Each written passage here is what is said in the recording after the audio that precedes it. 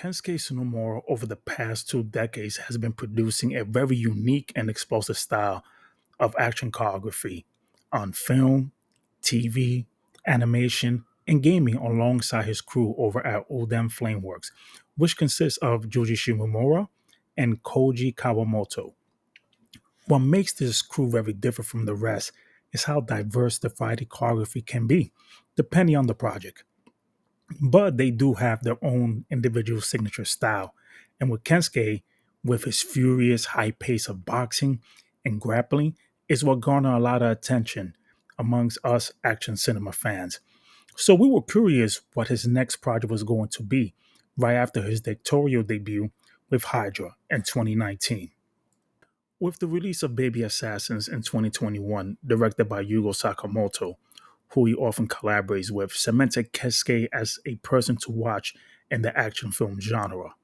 His action choreography in this trilogy and TV show shows how much of a visionary he is with the usage of guns, hand to hand combat, and weapons, as we saw in Bad City in 2022, his second directed film that was very reminiscent of Toy's output in the 90s on the V Cinema brand. In this film, we got massive brawls, not looking like Yakuza films in the 70s or 80s, just having the enemies just standing around doing nothing and looking scared. No, we got consistent movement, great framing of the shots, and the editing on top of what he is known for. So when Ghost Killer was announced by the end of 2023, people were truly excited. For one, we get to see Akari Takaishi without Saori Izawa. If you're not aware of her output in the Baby Assassin films, she is more the gun heavy character compared to Saori, but she always showed promise when it came to her martial arts skills. So, how did she fare in Ghost Killer, and overall, how is the movie?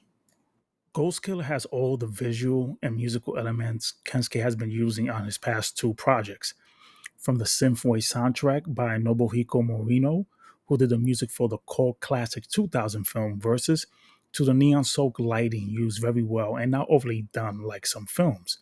With Yugo Sakamoto writing the story on this film, it is a lot tighter than Bad City and shorter runtime as well. In this Ghost Revenge story with Akari and Masanori Mimoto, who was the lead in Hydra. You could tell the director wanted to show Akari can hold her own in the action choreography and also want to show Masanori's acting chops in this film as well. And both of them do deliver on those fronts, which a lot of fans who are familiar with their filmography output is not the norm for them. Masanori plays Hideo Kudo, who gets murdered, and a day later Akari, who plays Fumika, finds the shell casing on the steps on her way home and takes it with her. After a few hours go by, while having a conversation with her friend, Maho, played by Ayaka Higashino, she starts seeing his ghost.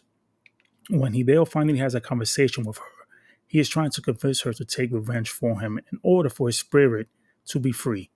Very straightforward and some great comedy segments of her trying to figure out what's going on and why she's seeing this person but no one else, especially with her friend Maho witnessing all of this chaos. As the film progresses and more of the plot is fleshed out, the motivation with Fumika on helping Hideo out, you get to see how this pairing was meant to be, and while they both have two different goals, it leads into the same place. Overall, it's a great action film with a few comedy hijinks, especially the early ghost segments with her friend with some drama thrown in, and it doesn't drag out. And it does a great job building up the plot, especially with Hideo's arc that has to do with his murder. And see Akari do her thing on a martial arts level is truly a joy how far she has come since Baby Assassins 1. Hearing her voice change when she gets possessed is pretty awesome. You get to see a lot of the actors that worked previously with Kensuke Tsunomura and some who are legends in Japanese action cinema over the decades. Masanori Mimoto truly crushes his role and he gets his due as well in the action side of things too. The fights and engagements are well spaced out, not repetitive.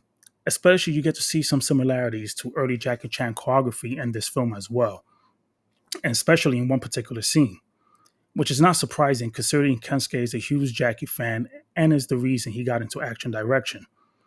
It's very well balanced how they handle the action between Akari and Masanori, and the director flexes on that in the final act.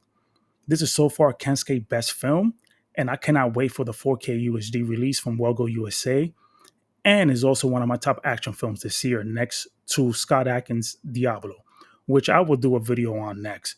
Remember, this film drops on physical September 23rd and is out digital July 22nd.